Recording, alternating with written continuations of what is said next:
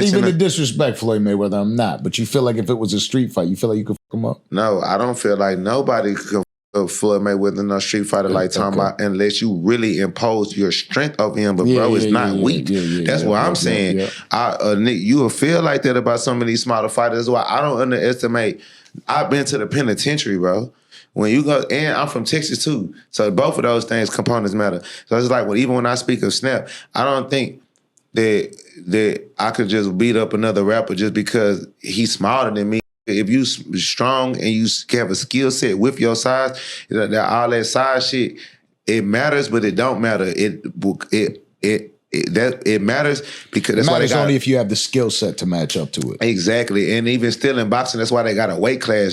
In a weight class, you can have the same skill set as me, but if your punches just by weight are not hurting my body and not wearing me down, and you can't get the lucky straight chin shot to knock me out, my weight and my size is going to be imposed on you. But that also matters. It changes in the street because in the street fight, all rules, everything is everything is all off. So now the certain things that a boxer could do that they have been trained to do and they have learned from doing from years and years of fighting and sparring, but it's still illegal. Now in a street fight, I can do that. And I can still use my regular fighting techniques and tactics that I use in regular fighting. But now it's a cheat code. I can hit you in places and hit you a certain way or punch you in the back of your head, and I know this is gonna knock you out. And I know how to aim for that. I know how to get up under that. And I know the timing of distance between the punch. You are naturally thinking to grab me or to throw a punch like this when I am naturally trained to come straight here. It's a large amount of time that you building up and winding up a punch to hit me to do this while I'm already right here. Right here. And now you talk about... What did Kendrick say? Bing, bang, boom, bow. Yeah, and now I can change this right here to this. And now my elbow's involved.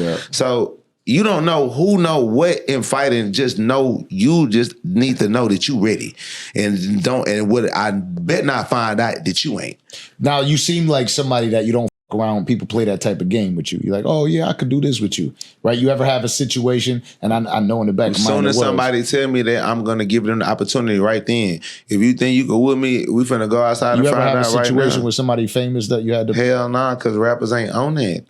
Rappers want to be cute. Rappers want to be neat. They want to get high. They don't want no problems. They don't want nobody to touch their jewelry. They don't want to wrestle, get roughed up. They don't want to get embarrassed. Like no YK Osiris or no shit like that. No, but then I already have a certain aura on me and my partners. I'm already a certain type of gangster. Like I invite that shit though. Like. Yeah.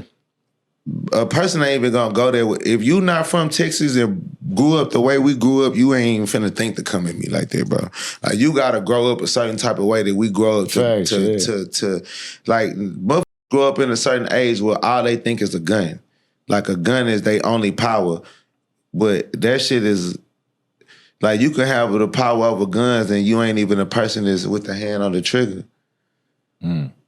I can make somebody that love you do some shit to you that you would never think that they'll do to you because of other concerns and needs that they have in their life that's more important than their relationship to you. Absolutely. So how much power is it that you have with a gun in your hand? So if you are a person and a man in this field of war and you understand the power of all arts of war, hand-to-hand combat, weapons, leadership, dictatorship, captains, colonels, and generals. You got to know how to do all of those things to be the ultimate male, the ultimate warrior, the ultimate, you know what I'm saying? The alpha male. You have to understand that there's a time and place for all of those things as much as you don't want them. You may not want to do none of these things and you may not glorify or praise none of these things that you have to do because nobody likes violence when people really get hurt. Yeah. When the real hurting starts. It takes people to be in the physical presence of somebody like yourself to understand that you operate that way though. You know, because a lot of people talk shit on the internet. They type shit. They behave like that, but they ain't really like that. Now, into the boxing shit, before I let you go, I got to ask you this, right? Yeah, I want to talk about boxing. I interviewed Lamont Roach prior to his fight. Right. He kept telling me over and over again, even off camera, he was like, yo, trust me, bro. He knows I'm like that. His camp knows I'm like that. Nobody knows. Like he's like all these suckers on the they call it casuals. Yeah, he's like all these suckers that keep typing me and acting like they know what they're talking about. Me and him already scrapped. He knows I'm like that. Mm-hmm.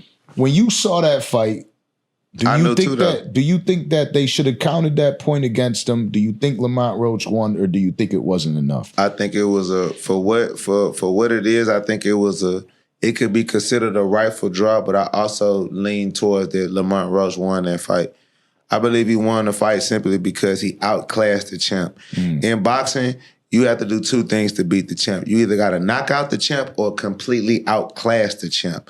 But you have to beat the champ. You're not going to just get the win because you survived or you put up a good fight.